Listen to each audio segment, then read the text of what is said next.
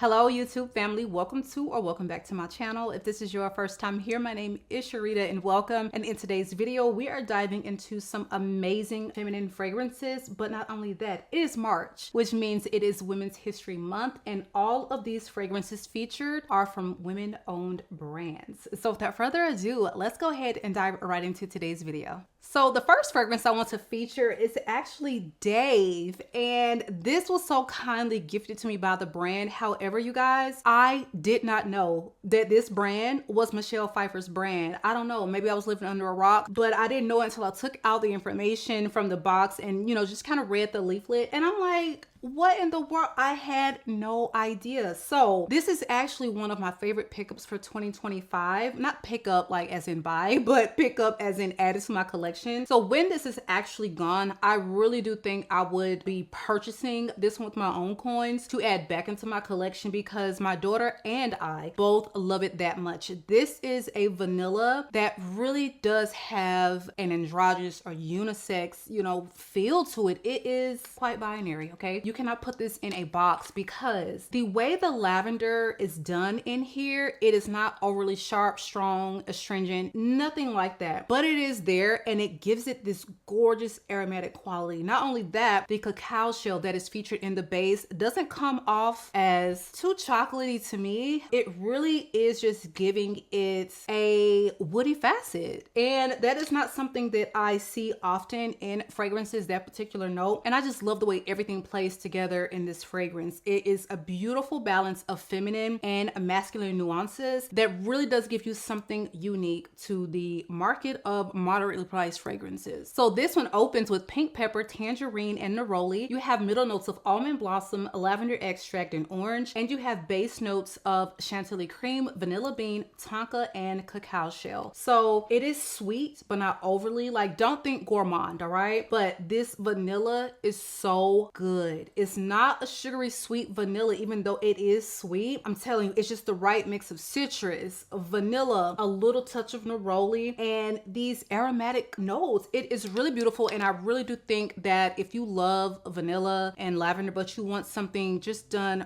really differently from anything I've smelled at least, then be sure to check this one out. It should be available at your local Sephora. If they have it on display, pop in and try it. But this one is absolutely beautiful, and it has amazing lasting power. Again, this one is Dave from the house of Henry Rose. Next is Saint FUMÉE, and this is from the house of FLEURIT. And this is a newer house into my world, and I am thoroughly enjoying everything I've smelled so far. Okay, I have 3 bottles now and I'm loving it. And a few recent videos that I've done, I have featured Gâteau d'Ange, and this is literally angel food cake, but not overly gourmand. It's really light, fluffy, vanilla, ethereal, sweet, delicious heaven. But this one, like looking at the notes, I don't understand how it wears so beautiful, almost like bright effervescent, and just this bursting delicious red berry concoction. That's what I get. When you read the notes, you're going to think it wears very heavy and dark, but it actually doesn't. It is supposed to be something,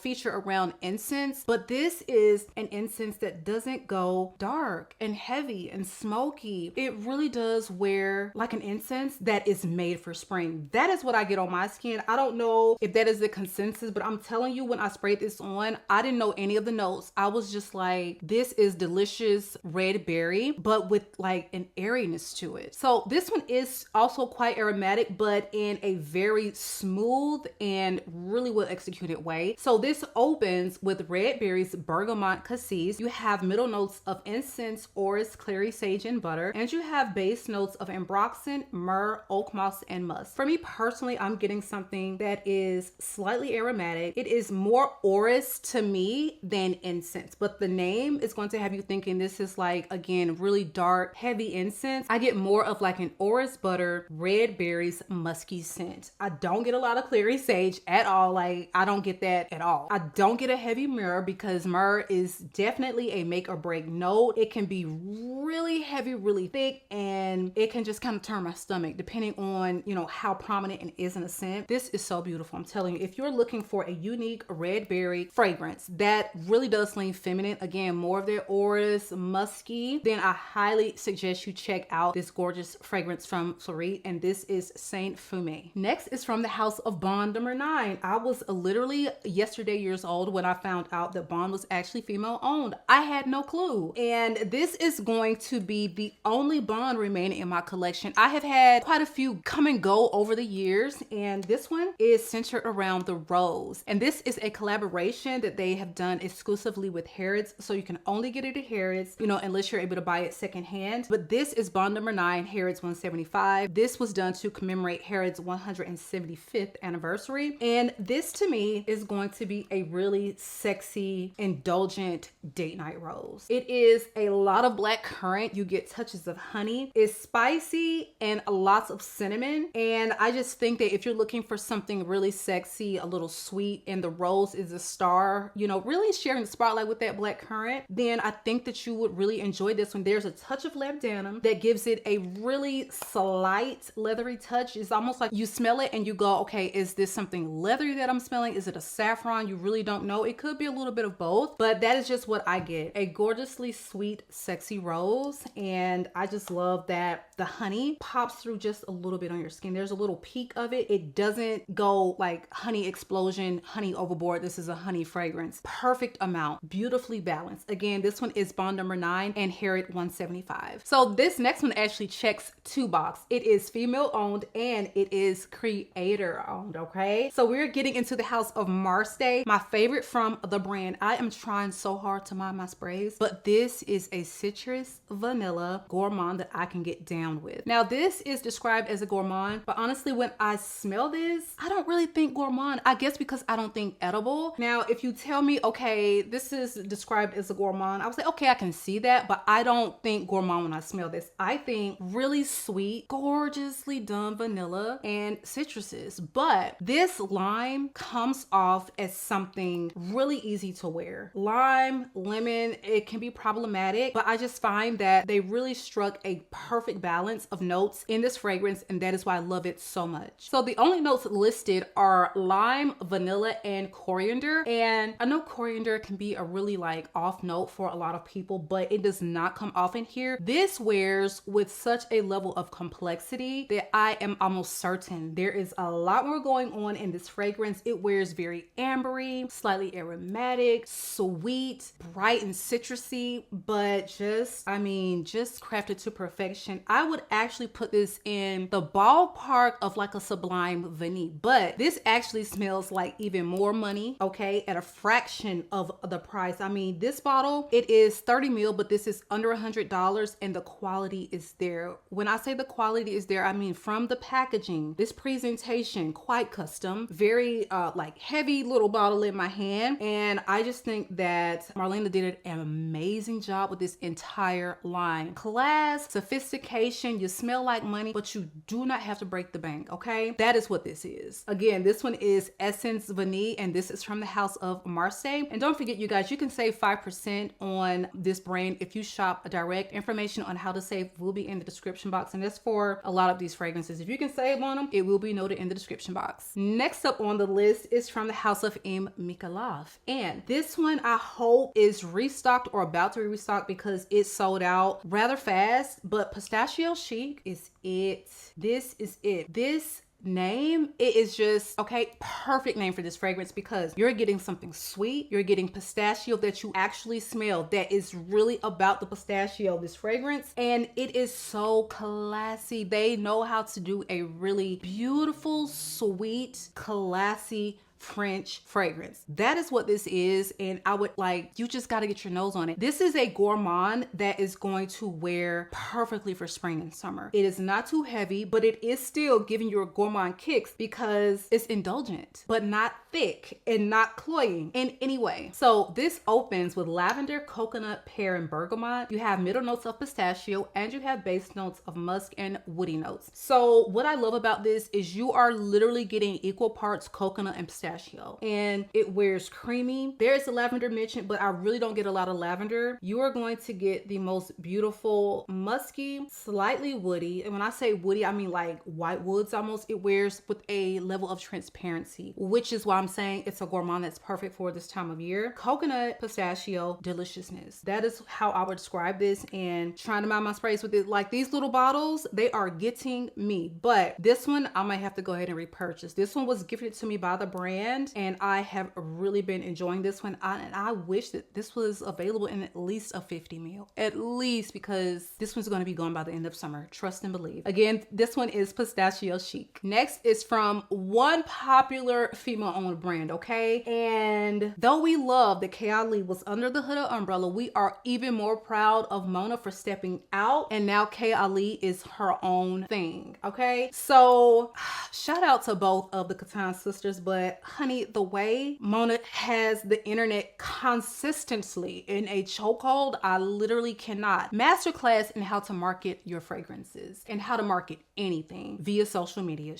I mean, come on now. You can say a lot, you can like it, dislike it, but she knows how to market a product, a brand. And this one is probably one of my favorites from the house. I go back and forth between this one and Vanilla 28. I don't know. And I love them both so much because they both feature a prominent vanilla. This is the Wedding Silk Santal, and this is beautiful, bright nectarine. I mean, it is so sweet and juicy. A very floral mid of things like jasmine and rose. I think a little orange blossom is in here, but it is the base for me. You're getting so much sandalwood, very, very rich and ambery from the amberwood, and you have a really heavy dose of musk, sugar, vanilla. And the musk, sugar, vanilla, the way she does it in, you know, select fragrances really do make it addictive. These are sweet fragrances that are so feminine and really gourmand. Like this is not, I don't think, particularly described as a gourmand, but this really does give really sweet, fruity, floral gourmand in my opinion. And if you love a praline, if you love vanilla, if you love nectarine, if you wanted floral, something really beautiful for this time of year, then here she is. Okay, if you've never tried this, please start with the travels. They have the travels, was sold out pandemonium when it finally restocked, and I hope that it is permanent for her house because I love this fragrance. Again, this one is the Wedding Silk Santal 36 from KAYALI. Next up is from the Harmonist, and this is Yin Transformation. I had recently done my video about ethereal fragrances, and someone mentioned that for them, Yin Transformation, and I have the Parfum, is ethereal, and I would definitely put this in the boat of ethereal, but this is fresh, it is bright, it's citrusy, very powdery.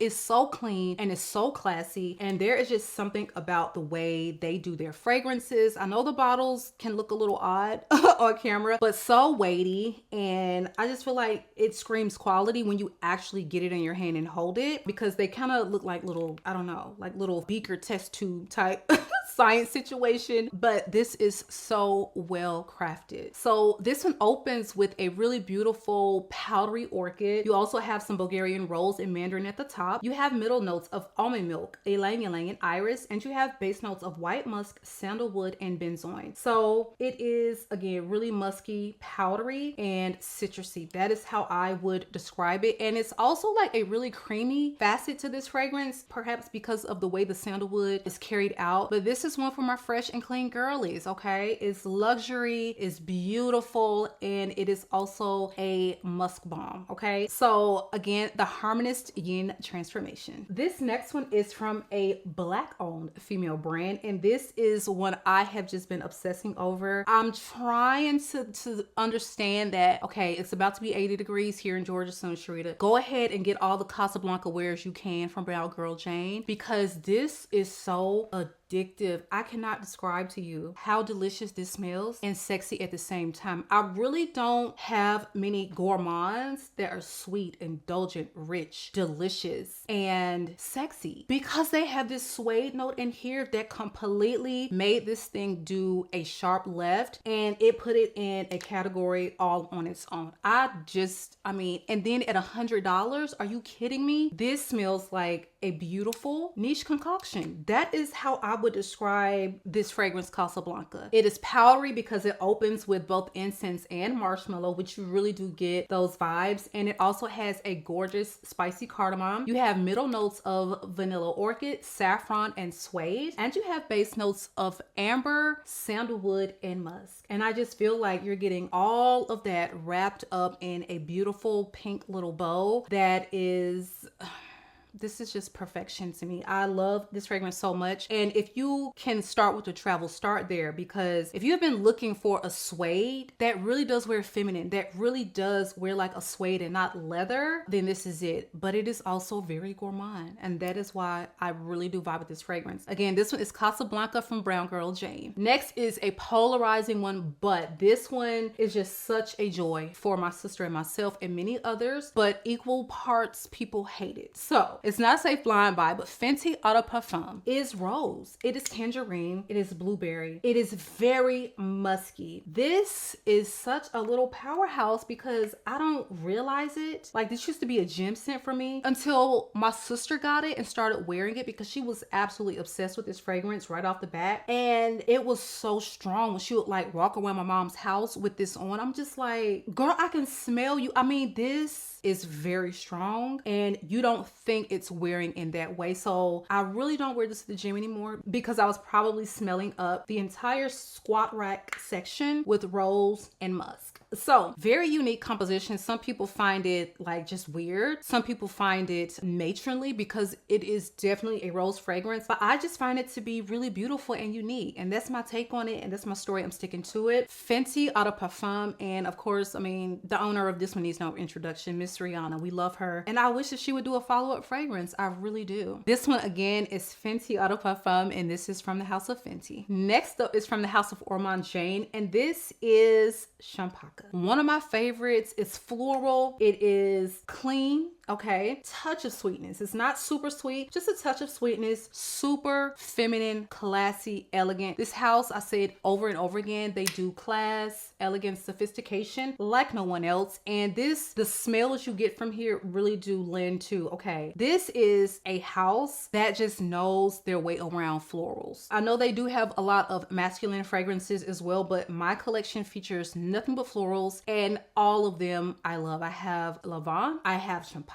I have Sakura, I have Damask, which is a recent add to my collection, and this is one of my favorites. So CHAMPACA opens with notes of bamboo, neroli, pink pepper. You have middle notes of CHAMPACA, rice, freesia, and you have base notes of green tea, musk, and myrrh. The main things that I get from here, it is going to be like a clean, woody nuance from the bamboo, I would assume, and you get the CHAMPACA. It is so gorgeous. I get green tea and musk. A lot of the other notes, they don't really pop. Like, I don't get anything spicy from the pink pepper mentioned. You do get the neroli. The florals are front and center in this, the CHAMPACA, the neroli. I don't get that rice note. I really do wish I did. I really don't get that, and I definitely don't get anything that smells like a myrrh in here. Yeah, so floral, easy to wear, signature scent worthy fragrance that I feel like will shine best in spring and summer. Again, this one is CHAMPACA. Last but certainly not least is from the house of DUSITA. One of the most beautiful, amazing florals in my collection is Fleur de Lalita, and I always describe this house as doing florals like no one else. If you're a floral girly and you're looking to get in a niche, this is it. Like, this is the house you need to just go ahead and order a discovery set. Everything smells exotic, luxurious, unique. Like, nothing else smells like her creations, and she is the perfumer. The owner is the perfumer behind everything, and I really do love that. Like, I love when it is female owned, but to be the nose behind, okay, you're really doing it big. Fleur de Lalita for me is going to be quintessential spring and summer. This wears with a gorgeous sweetness. It's a touch green, very exotic mix of florals. Like, you ain't never smelled nothing quite like this. Again, if you love floral fragrances, please dive into this house. I started with Decants from Scent Split, and I can't, like, we don't do spring and summer around here without some DUSITA DUSITA in the mix, period. And again, this one is one I highly recommend you start with. It is easier to wear, but again, you do have to love it really exotic floral green. But this one is Fleur de LALITA, again from the house of DUSITA. All right, you guys, so that is it for me. Please drop me a line below and let me know more fragrances from female-owned brands, because I have quite a few that I could have touched on, but these are ones that just scream like special to me.